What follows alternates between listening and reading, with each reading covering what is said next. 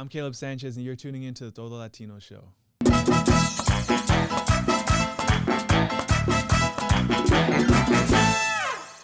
All right, from 1500 Live at Pro Audio LA, the Todo Latino Show is sponsored by Global Processing Systems, the official merchant for Todo Wafi and Revolucion 2024.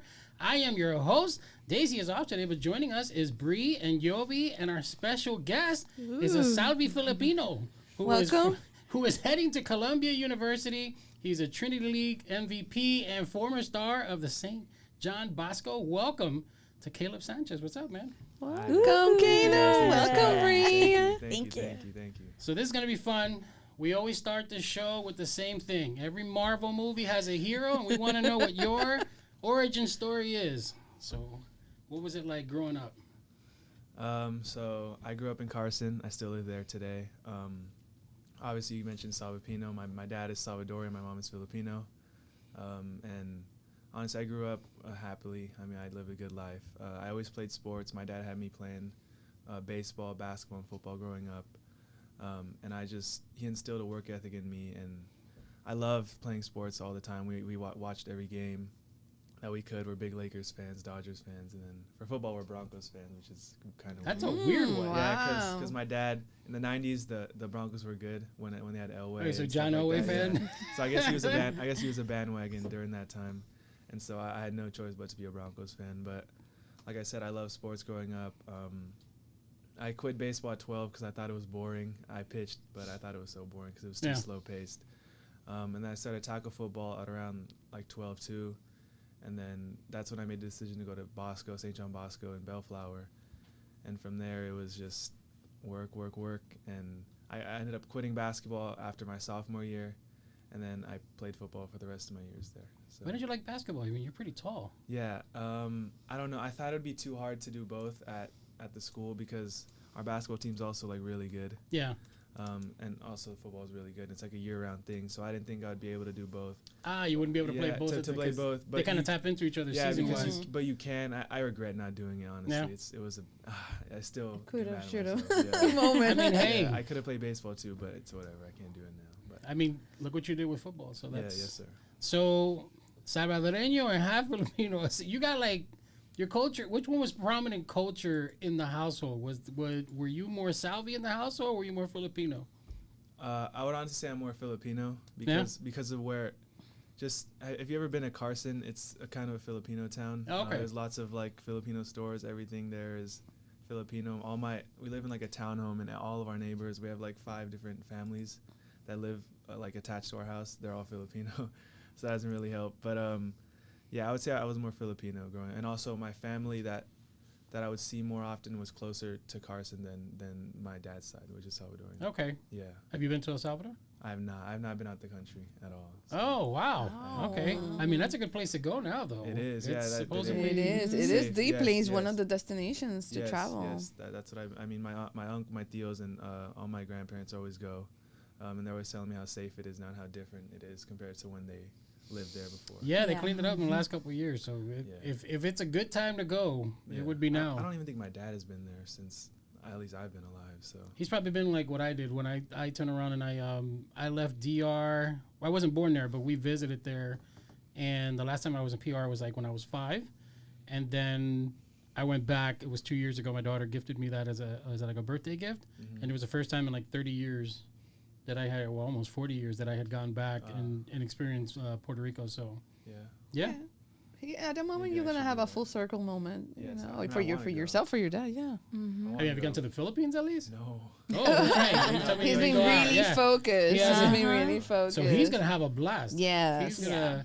So were you guys eating? I mean, have you at least here in LA like pupusas? I mean, I know you've had lumpia. Yes, sir. It was like, so which one did they cook more? You're. I mean, are you guys having like Latino dishes in the household, or is it like a more? Not as often as Filipino. Because my dad, so my mom cooks, so she knows obviously how to cook the Filipino dishes. Yeah. My dad doesn't cook; he only cooks breakfast, so we're not really eating many Salvadorian dishes. We're eating more Filipino dishes. Okay, very cool. All right, so we're gonna have to take you out one time and just go and Salvi's brunch. Jump it out. So do you speak both languages? I mean, do you speak Spanish and Tagalog? No. English. You don't speak it? Oh, there you go. I wish I could. Very so cool. you are first generation. Yes, I am. Both my parents, they're both immigrants. So yes, I'm first gen. Okay. And I know everyone asks me if I speak both. I could, but I'm just curious. Yeah, I have friends who are it both Latino and friends who are Filipino, and my Filipino friends they're huge on Tagalog. They they try to learn a little bit of Spanish, obviously because you're in LA. And then I have Latino. I have some Spanish friends that don't even speak Spanish, so it's just I'm just curious, because you live in that that multi. Yeah. Whether or not it was like. But I think I didn't learn because my parents they spoke English to each other in the house. So it was a little. I had the same issue. Yeah. So when I was raising my kids, it was the same thing. We kind of assimilated to English. Yeah. A lot of that. So. Originally, when you started playing football, like, was there somebody who got you into it, or did you just jump in? My dad. Your dad? Yeah. Like I said, he loves sports. We still watch pretty much every game we can. That's all we're watching in the house is sports, to be honest. ESPN, whatever showing the games. So it was him who got me into playing football, and like I said, baseball and basketball. And from there, I fell in love with it, and that's pretty much all I know nowadays. So it was my dad who really built that into me. So was you were, I think you started senior year. You were kind of waiting around and so forth. You ate, dude. Like, it was, what is it, 256, 362 completion passes, 70% completion percentage. Yes, sir. 3,341 yards and 35 touchdowns. Yeah. That's insane, dude. It is, yes. Is there rushing touchdowns for that or just 35? No, I didn't get a single rushing touchdown. My goal was to get at least one. You're like a pure passer? I'm a pure passer, yeah, pretty much. I say I'll run when I have to, but I really don't enjoy. Can you run, or you just like you just don't want it? I can run fast. I don't know, but I could run if I have to run. You got to make plays. So how far did you guys get into the league this year? Because you were like I said, the Trinity MVP. Yeah, so we won Trinity League, which is the final 5 games of the regular season, which is just our league opponents, and then so we made CIF, where we won 2 playoff games, and then we made the Southern Section finals, which we played at USC in the Coliseum. We played against Mater Dei, where we lost. But, yeah, we made it to the CIF Southern Section Championship. Bro, USC, I mean, was that stadium is huge. Oh, yeah, it was so What was surreal. that like? Surreal. It was like, when I got in there, first thing I noticed was the lighting in there. It was different than, like, the high schools I've been in because it was so well lit. Yeah, they have a super stadium. And it was also a grass field, which I was not used to playing on. It was super well taken care of, and I thought it was super cool. You guys on turf? Yeah, usually, we usually play on turf all the time because grass fields are hard to maintain. So how'd you like it? You like grass better than turf? No. Like turf other than okay, turf hurts more when you're falling and if you slide. But grass, I don't know. Grass is just. I think you're slower. I think you're slower on grass, so I like turf. Oh, better. really? Yes, okay. That's what I think, but I don't know because I'm so used to playing on turf, so that's all I know. But turf does hurt more, so that's the only bad thing about that. Well, honestly, I've seen that you've maintained a 4.0 GPA throughout your academic career while also being a student athlete. Like, what? How did you do it? Do you have any key strategies to like balance everything?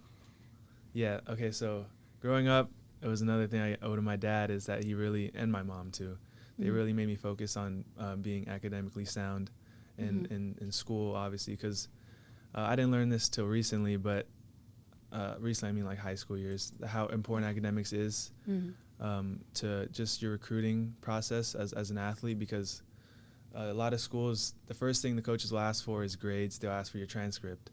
And if you don't have a good transcript, they won't even continue the recruiting process with you. So that's the first thing they ask for. Yeah. And if you don't meet their requirements, whatever school it is, they won't even look at you. So I realized how important that was.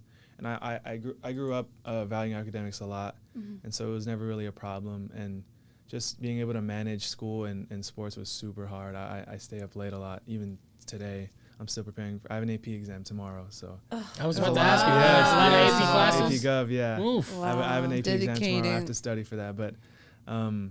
Yeah, it's just being able to manage time. I think that's the biggest thing that you have to do. That's awesome. That. Yes. Thank you, guys. That is crazy. All right, so you made a decision to go to Columbia University. What other options did you have? Like, because I know football, you did great in football. Did you have other options besides Columbia? Yeah, I was talking to a lot of schools. Obviously, I wasn't heavily recruited because I started as a senior. Yeah. And colleges, they like to recruit early, and if you can play earlier, like as a freshman or a sophomore, you have a higher chance of being recruited. And schools, they want to get their guy as soon as possible. So there wasn't much. There were still some schools. Like I was talking to Fordham. It was also in New York, the Bronx. New York schools? Yes, yeah. And then Houston Christian, which is in Texas, is a small FCS school. I had some PWO, preferred walk-on offers. So I would have gone to the school, not on a scholarship, but I would have made the football team. Yeah. And that would have gotten been into the school. Though, Yeah. But Columbia was really like the only one who really pushed hard for me. And so I chose them because, I mean, you can't really beat the high academics. And it was always my dream to play Division I football while also going to school for free. And I achieved that goal. So excellent. So what did your coach say? I mean, are they planning on putting you in right away, or is it one of those things where you have to kind of grow into the position? Yeah. So you have to. It's a competition every single day. Yeah. Coach, his name's Coach Poppy. That's our head coach. He says that I go in and I have the chance. There's an opportunity for me to start. There's no name starter yet, but I was just milling. Am I going to put in the work? And they're not just going to give me the job. It's not. Yeah, no. I mean, it's not like. Yeah. I still have to do my time, pay my dues in the weight room, in the classroom, whatever I'm doing. I have to show that I'm ready to play, and that's really up to me. So if I can perform well when I get there and do what I'm supposed to do, then there's a good chance I start. But New York, man, are you ready for New York? I New am. York ready for you? He's like as ready as he can be. I don't even know what to expect because when I went there, it was pretty chill. I like it. There's a lot to do. There's a lot of food places to go to. I like food, so I just want to explore the Columbia city University is like right in the heart. There. Yes, yeah, right in Manhattan. Yeah, like right outside the school. There's so much stuff to do. I mean, what is it? What was I gonna say? Times Square is like 15-minute subway ride down, and it's right there. So it's crazy. It's really crazy how much there is to do there. That's going to test you, bro. Yeah. That is going to test you. Because here in LA, like everything requires you to drive from here all the way down. In New York, you just take a subway. You are right there. I won't be having a car there. There's no driving for me. I'll just be walking and taking the trains. Yeah. Do you know the subway? Like, do you already? No, he's in for a treat. I need to find someone who knows it. He's in for the subway entertainers, the people who are cough hacking throughout the morning while he's trying to get into school, the rush hour. What are you excited about? You know, especially when it comes to your study, to your career, what are you going to be concentrating or focusing when it comes to your academic goals? Okay, so like what am I going to study? I don't know yet. You don't know so yet? I went undecided. So I don't really have a major yet for the school. So my plan was I wanted to go in there and meet with some football players, talk to some guys and learn how to what career best suits me, just being over there and the opportunities New York offers. So I wanted to know what I'd be able to do most realistically, playing football and studying. So I want to ask some guys like what they do and what's the most, I guess, efficient way to be good at both football and school academia while being there. Yeah. Journalism. So I want to see what fits me the most. Sports journalism. journalism. Also being in New York, there's a lot of business opportunities. So maybe I'm in business. But yes. Yeah, I'm not too far from like post grad life. So a little advice, like try it all. Test it all, yeah. Okay. Yeah, and with college was such an amazing experience for me. So I'm really excited for your new chapter. Thank you. But one thing that I was always missing was a home cooked meal. Yeah, that's like yeah. So what's one home cooked meal that you're like, I know I'm gonna miss? Oh my! I like Spam a lot. Spam and rice and eggs. That's what I eat for breakfast a lot. My mom makes it. Take me back. So I think I'll miss Spam. Yeah. From my mom specifically, but yeah. I mean, you'll be able to get Spam at the local But convenience that store. home but it's touch. the way homemade. Just ask her though. You just tell her like, hey, can you just write the recipe for me, Just and then I'm just gonna flip this in the pan and send it to me. No, it's the way mom. Because even when I'm at home and like I just want some food, I'll tell my mom to make it. Because it's better when she does it. Like when I do it, it's just like It's But not when the she does it, same. It's better, not the same. Maybe it's a mind thing, but Just It's gotta a get mom thing, it's get a her mom to thing. sit her down and be like, hey, show me the Spam recipe.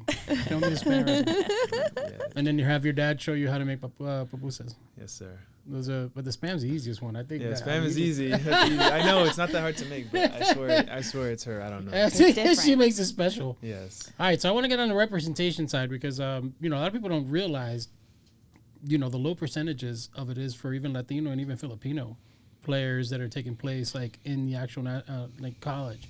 So it's like 3.1% of football players and that's in the FBS, and then 3.6% of FCS players are Latino, and that's not even tapping into the Filipino side of it, which is extremely lower. I think there's only one current like popular college player that's playing in the NCAA right now. So clearly this is like a huge step for representation. You going into Columbia University, and you might be the first Latino Filipino that breaks any record that they have there from that standpoint. Like, is that coming on you? Do you feel like you have a weight on your shoulder when it comes to that, or do you feel like you're enjoying the process of the representation aspect of it? No, I feel like I'm enjoying it because, I mean, when I'm playing, I don't think about any of that. Yeah. And then afterwards, it's like, damn, I'm putting on for a lot of people. And I mean, I hear it every day at school. You have it on your shoulders. Yes. That's the only reason I bring it up, because I know for a fact, like I've seen some of the interviews that you've done. I've seen some of the articles that were written about you. And a lot of them, it's the highlight. That's the first thing that they lead in with. Is, Latino Filipino going to Columbia to make a mark. And so I'm curious if that like gets into your head. Like, are you sitting there going, I got to turn around, I got this weight on my shoulder, and so forth? No, I know it's a big deal, but I try not to think about it. Yeah. But in a good way, because when I do think about it, and I think about, man, it's a lot of people that I'm playing for right now. That's a lot on my head. So I try to just not think about it at all, but when I do get the chance to talk about it, I will. So like you guys are talking about it right now, I will talk about it, and I'm really grateful to be representing. So yeah.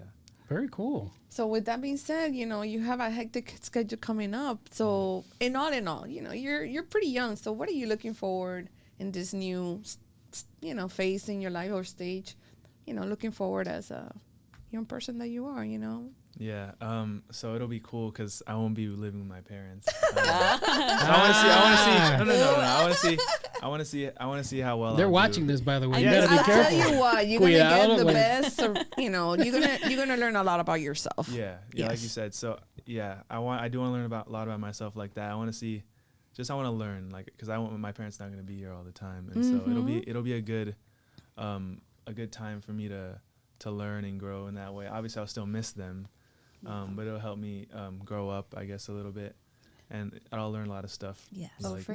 Life. Yes. I miss that. I miss it so much. You're gonna really, everything that has been taught to you good, and your values and more, everything's gonna be in place. Yeah, I'll be able to show everything my parents taught me, and at the end of the day, I'll be representing them too when I talk to people and everything I do.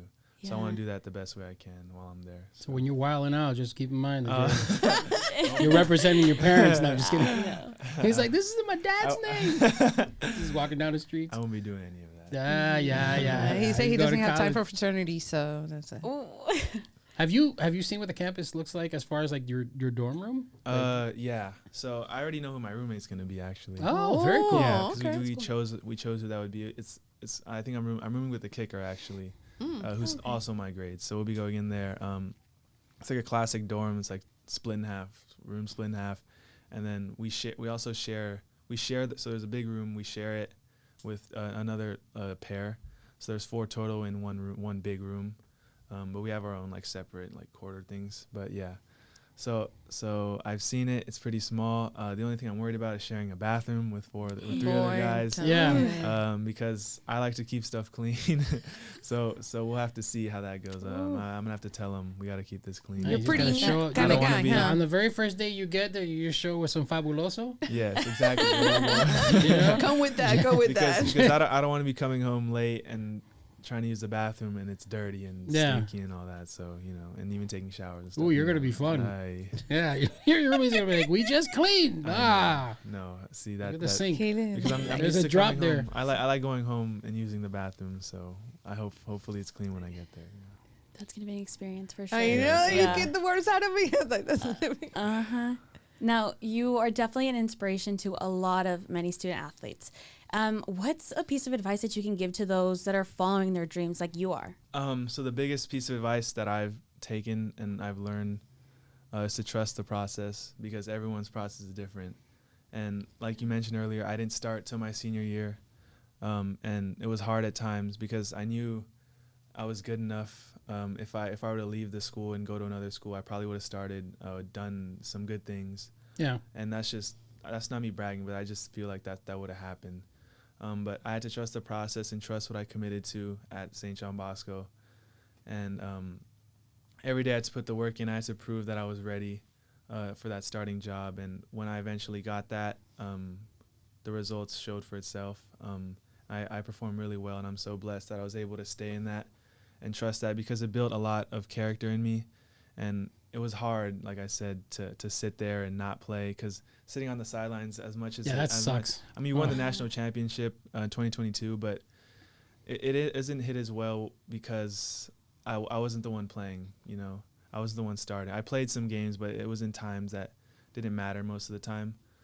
So when I got out, I learned that trusting the process, trusting in what I committed to, really helped me, and it built a lot of character and a lot of resilience in me. So I would say that's the biggest piece of advice I would give to any kid, regardless of where they are. Even if they do have the chance to start earlier, they still have to trust the process and the whole thing, even if it's faster for them. So I really like how you said everyone has their own path. Yes. It's really hard to compare and do everything like that, but that's right on.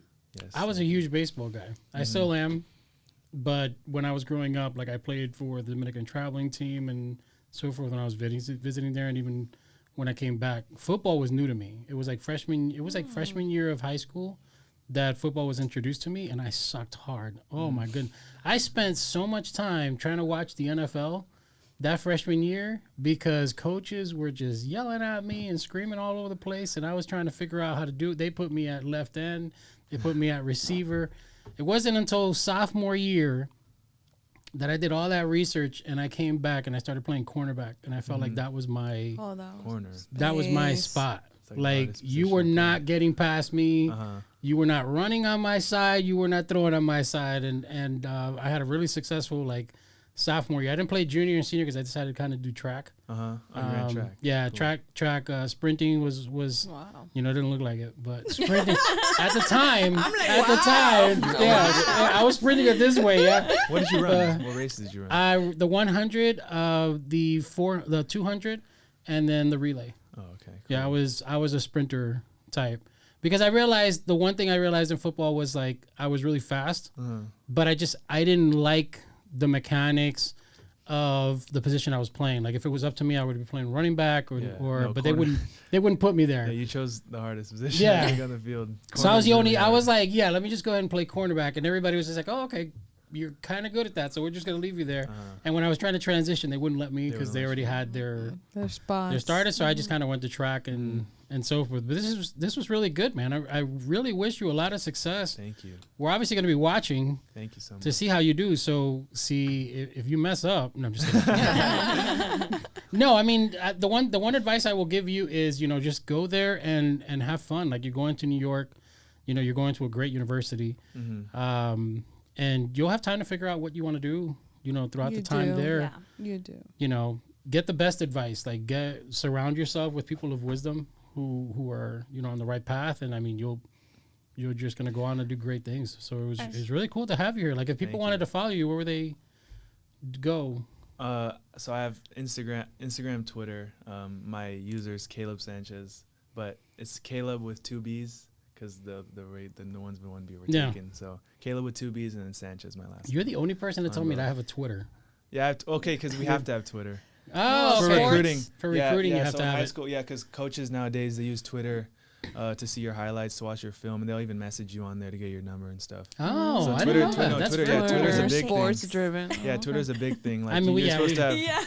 It's supposed to be super formal for like athletes. You got to be posting the right things. You can't be doing like bad things. You got to be liking the right things, sharing the right things. And you have to have Twitter now. Like coaches will ask you for your Twitter. That's what they ask you for. Very cool. I didn't know that, and I know a lot of athletes who had X for whatever reason, I couldn't. You know, I mean, I'm trying to get used to it. I still call it Twitter too. I was like, we're on already X. known as. But yeah, that really cool. Yeah. So I don't know if I'll need it for college as much, but I know for high school, like, because I haven't posted there in a long time. I mean, you'll probably all the NFL players and all the college players, they all still have them. So I'm assuming that it's kind of like a standard across the board. Yeah. For the athlete, because I guess that's where they get most of their information out to the public. Yeah, that's true too. Which is kind of interesting because I feel like Instagram would be like a good sub. But for the most part, yeah, Twitter. They're just It's very interactive, very fast. Yeah. so all the sports players that I follow, that's where On Twitter. I see them. Yeah. Yeah, I saw Like that. even when I go Nice. look at whatever sports updates and so forth, X is normally. That's the Yeah, the news. ranking, the standards. highlights, I it's can't really I there. can't say X. It's hard. I got used it's to it. hard. I'm not. Even, I'm X. saying it now, and I'm Yeah. like forcing it. I'm just like it's Yeah. X. Yeah, you're right. You're So- right. X. Yes. Everybody, that is our show. Make sure you watch us and listen to us on all your favorite listening apps and our social media accounts, Todo Wafi and Todo Latino Show from 1500 Live at Pro Audio LA. I'm Rafael. That is Yobi. That is Bree. That is Caleb. And we're out.